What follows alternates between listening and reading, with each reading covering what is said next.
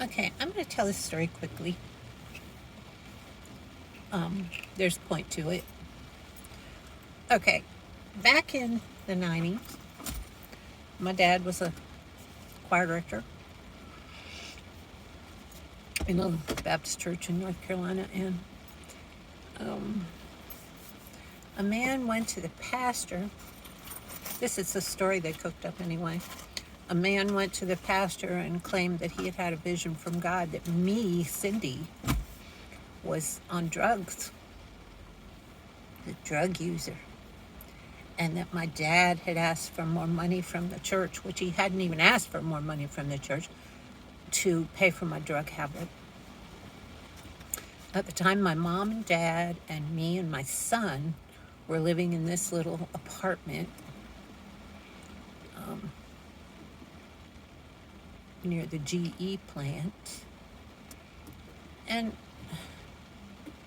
it wasn't easy for us all. And my parents were gracious enough to allow me and my son to live with them, and my son just adored my parents. And so did I. And I mean, my dad was very strictly anti-drug, anti-alcohol. He had certain experiences that had taken place in his life that had made him that way.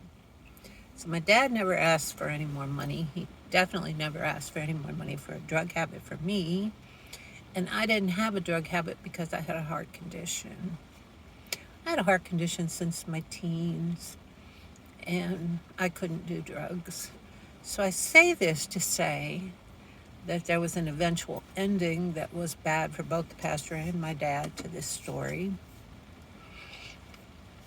And it was all started on the basis of a rumor from a man who I didn't even know,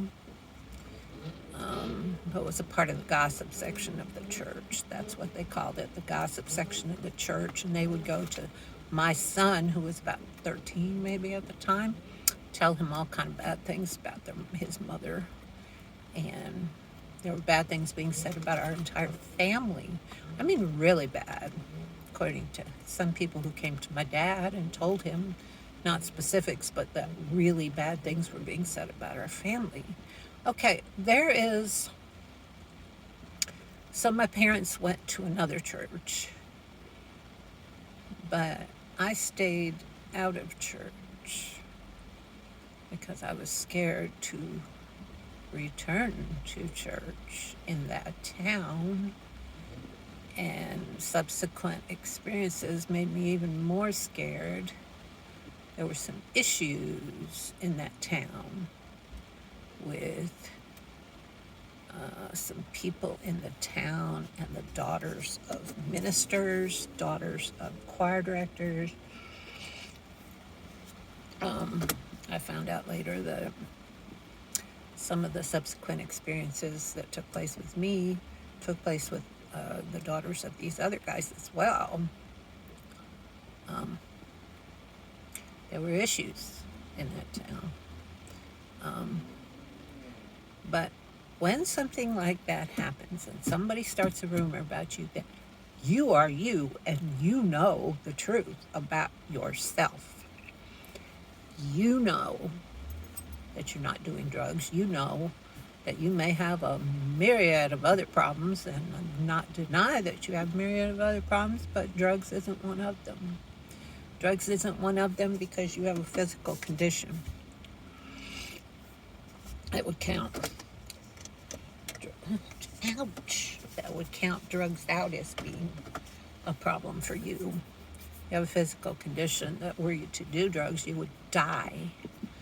So, there are biblical ways in which to handle things that take place within a church setting. Now, some of the things that happened subsequent to that were not people who were in church per se. But the people that are in church, there are biblical ways and biblical paths that you're supposed to follow to confront people who make up lies about you, and there are biblical ways to go about protesting that kind of thing. I really didn't know the biblical ways, and all it did was hurt me to the point I've had an incredibly difficult time returning to church. Incredibly difficult. Because you don't want to go back in and hurt your family, or my coffee tastes like aftershave. You don't want to go back in and hurt your family or hurt, my parents have both passed now. But that experience really, really hurt my dad really badly. Hurt both my parents really badly. And it wasn't even true. And we got hate mail, hang-up calls. You wouldn't believe how people do when you're in the church, when you work in the church. It's free for all on you. So I went to a church, here we are 30 years later, and I went to a church recently, the only church that I've really attended since in any shape or form, and not that often since I've lived here in Jacksonville, Florida. And I went there for counseling, and part of that counseling was supposed to have been so that I could figure out how to attend church again, to try to get over some of the things from my past life that made it so difficult for me to go to church. And so what happens is they have a big brouhaha in this church between the pastors, and the one pastor left and the other pastor stayed. And the only thing I'll say about that is, it was right there at the initial beginning. It kind of reminded me of the situation that I've been through. And I said something along the lines of, well, I won't get into it, but this pastor ended up basically telling me that if that's the way I thought,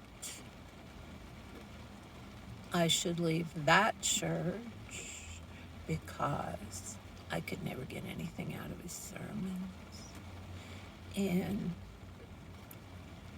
that's the way I thought, because that's the way it was. Okay. Here's the thing.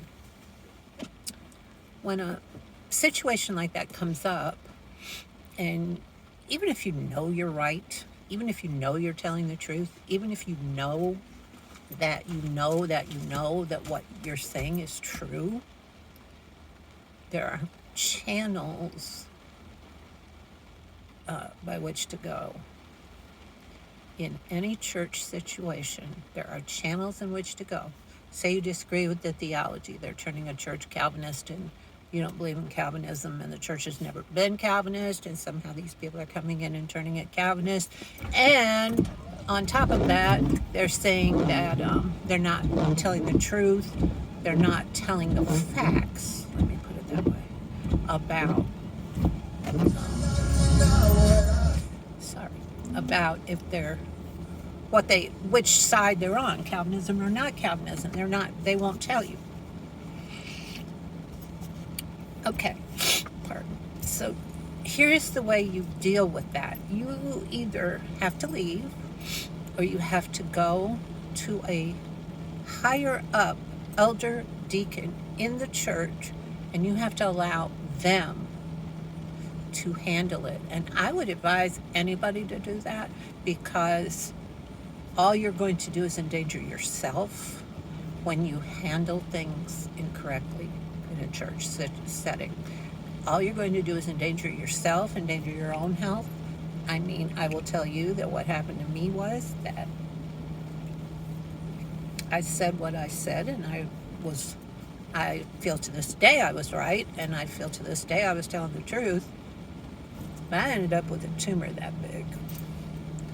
And that's the last I would ever say to anyone officially about what I think or what I feel in the church. I'm not willing to put my health at risk. I'm not saying that's why I got the tumor, because a ladder fell on me at my job and fell right where the tumor grew, but I'm not saying that's why it happened, but I'm saying that always go the proper channel when you're protesting something in the church. Just go by the proper channels. And the proper channels are not you as a member, which of course I'm no longer a member. I don't think who even knows anymore. Go by the proper channels. And if you're dealing with the, say, Christian record company, whatever you're dealing with, go by your proper channels. Always go by your proper channels. Don't try to fight your battles alone, whether you're right or whether you're wrong. And see, that's the big caveat to this story. Whether you're right or whether you're wrong, there are channels you need to go through. There are channels you need to go by. So go by them and find out what the biblical channels are to go by. Even if your life is at risk, go by the proper channels.